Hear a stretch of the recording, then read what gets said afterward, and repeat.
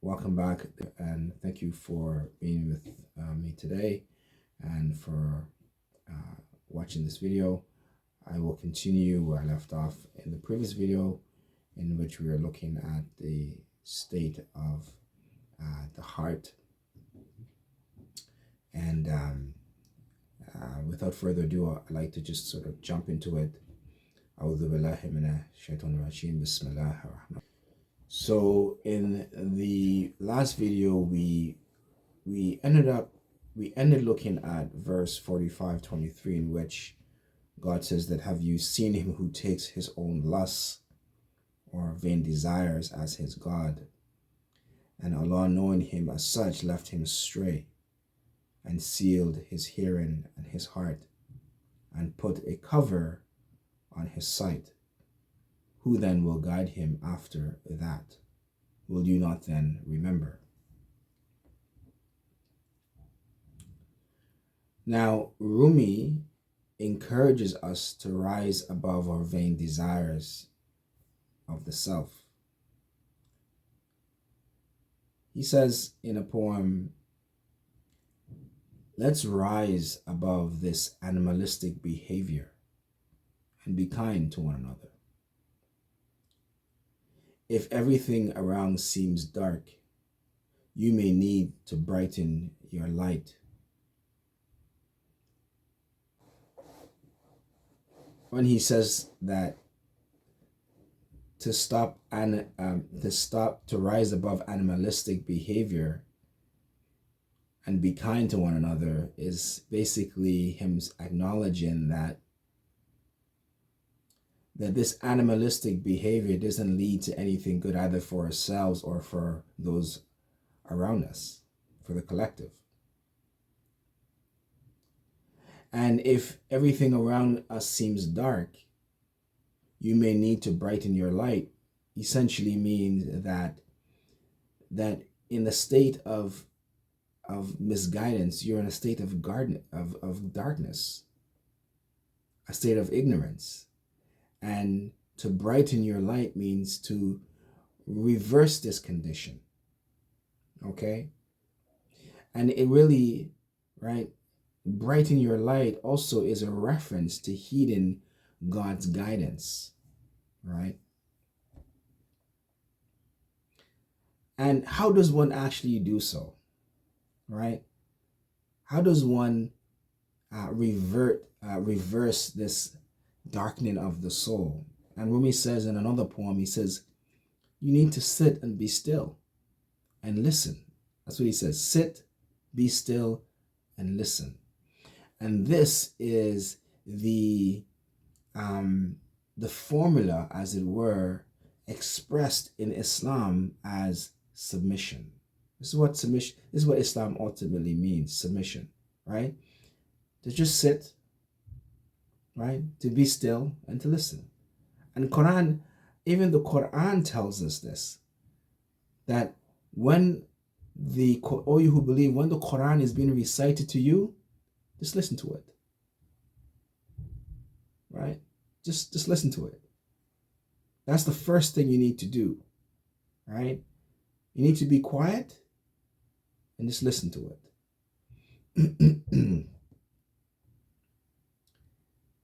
He says, Rumi says, because the quieter you become,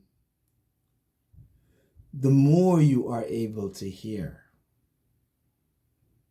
right?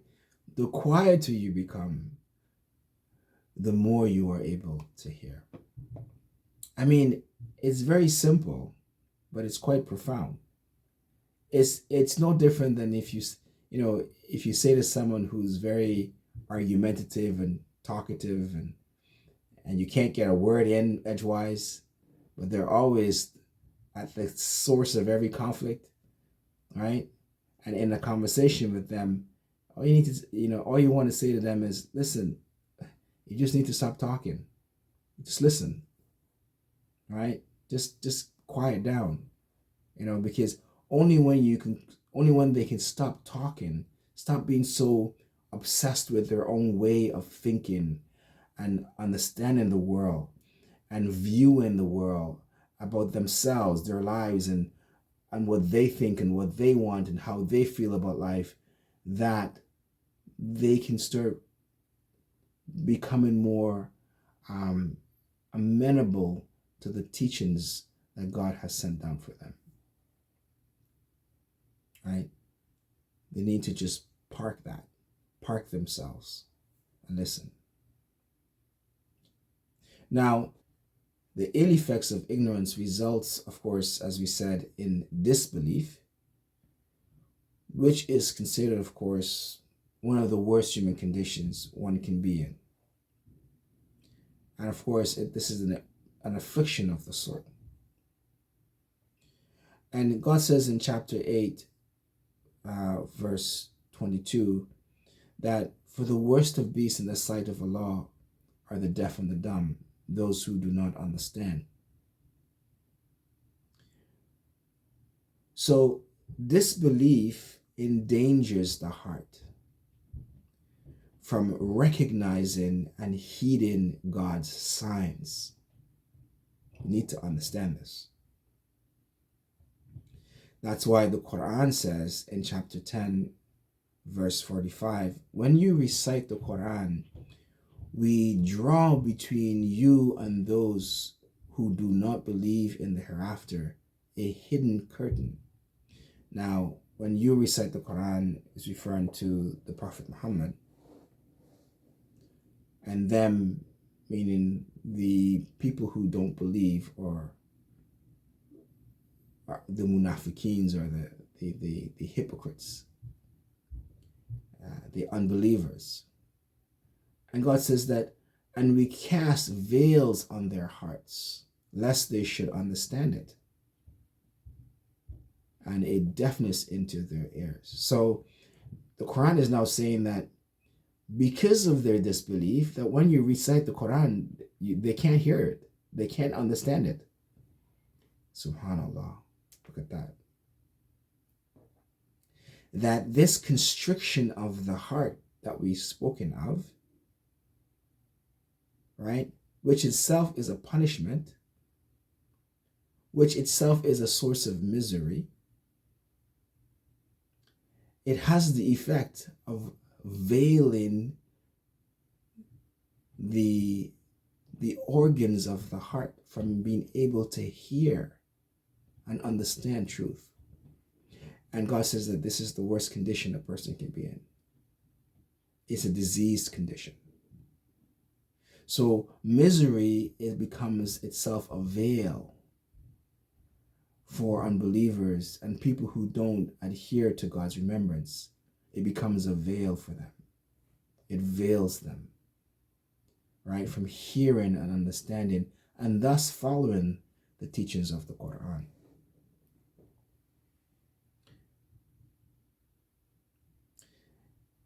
So much so is this veil impenetrable that God says in chapter 15, verse 14, that even if we opened out to them a gate from heaven, and they were to continue all day ascending therein, they would only say, oh, our eyes have been intoxicated. Nay, we have been bewitched by sorcery. What's interesting about this verse is that I know up until now you may be thinking, oh, well, that's a spiritual veil and it has no bearing on the actual physical sight of a person.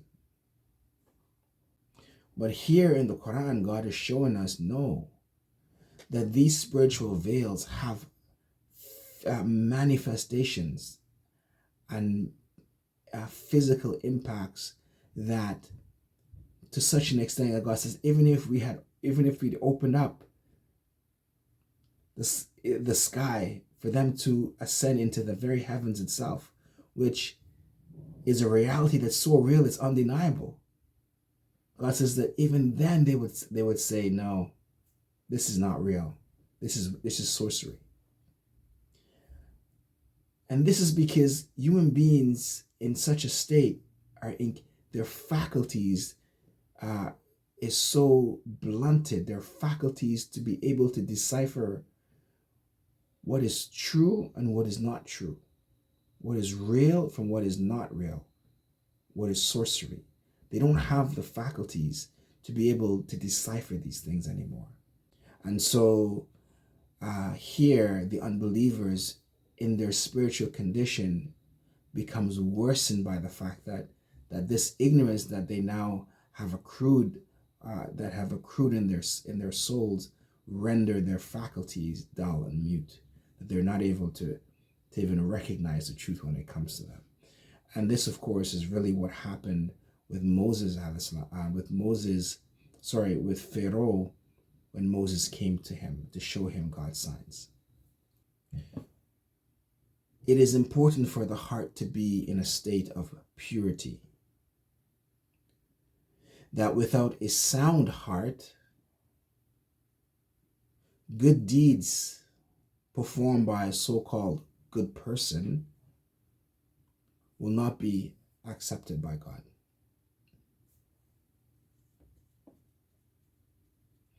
And in the Quran, in chapter 14, verse 13, God says, a parable of those who defy their Lord, their deeds are like ashes, over which the wind blows hard on a tempestuous day. They have no power over anything they have earned. That is extreme error. Now, essentially, this verse is highlighting the fact that those who defy their Lord or reject their Lord, their deeds are like ashes. It doesn't go anywhere. It says the parable is such that these deeds exist on a day where the wind blows hard. And of course, we can imagine what happens as a result when ashes is succumbed to wind, right? It doesn't disappears. It doesn't hold any weight. You can't hold on to it. It vanishes. God says that this state is really a state of extreme error. And of course, this is because they reject God. And in chapter 18, 105, God says that they are those who deny the signs of their Lord and the fact of their having to meet him in the hereafter. But not only in the hereafter, but even while they are alive. This encounter, which is the whole purpose of this video, is an important purpose of our lives, that we must encounter him. We should encounter him in this life. And if we shouldn't encounter him spiritually in this life, God says that you will encounter him in the next. But this verse has a double meaning. Anyways, I'll continue. Vain will be their works, nor shall we on the day of judgment give them any weight. Which is a mere reiteration of what I've already said. But what's interesting here is that it points out that not only belief in God is important, but faith and remembrance are essential qualities of those traveling the path towards God. Now, when I say traveling the path towards God, certainly in the verse I just read, God says that those who deny the signs of their Lord and the fact that they are to meet him. This meeting, as I said, is not just the hereafter. It's also an encounter with God in this life. And I want this to be remembered as we continue through the lecture, because this is going to be an important point that I will continue to emphasize. And in fact, something I wish to prove ultimately.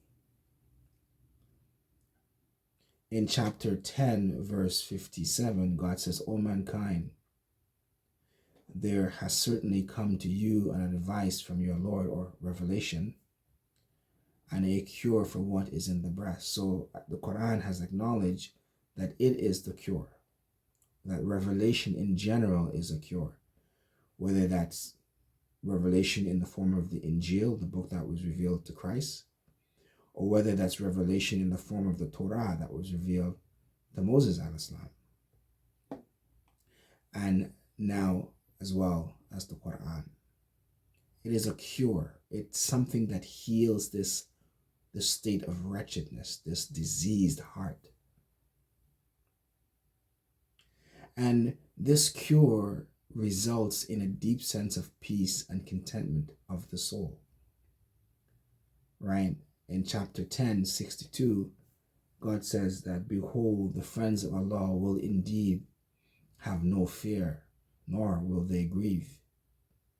Those who have faith and are God-weary, for them is good news in the life of this world and the hereafter. Now, this idea that the friends of Allah will neither fear being something that is the default condition of this life as a result of not following the guidance, nor shall they grieve, right? Both in this life and the next, in that this fear leads to grief, ultimately both in this life in terms of the punishment that ensue, that afflict people in this life, right, at the level of the soul, but then culminates ultimately in their punishment in the hereafter, right? And God says that, namely, that those who escape this fate are those who have faith and are God-weary, right? Now, for them is good news in this life and the next, right? Not just the next life, but in this life as well, right? That in their encountering him, there's good news, right? And when they pass away as well. In chapter 13, verse 28, God says, those who believe and whose hearts find satisfaction in the remembrance of Allah, for without doubt in the remembrance of Allah, do hearts find satisfaction. Now, I want to leave it there for today. We will pick up in the next video, and we will look at continuing this lecture, and we will go in deeper into faith and remembrance and the cure for the heart's conditions of wretchedness and misery. So thank you for being with me today. Inshallah, we'll see you in the next video. Assalamu alaikum. Goodbye for now.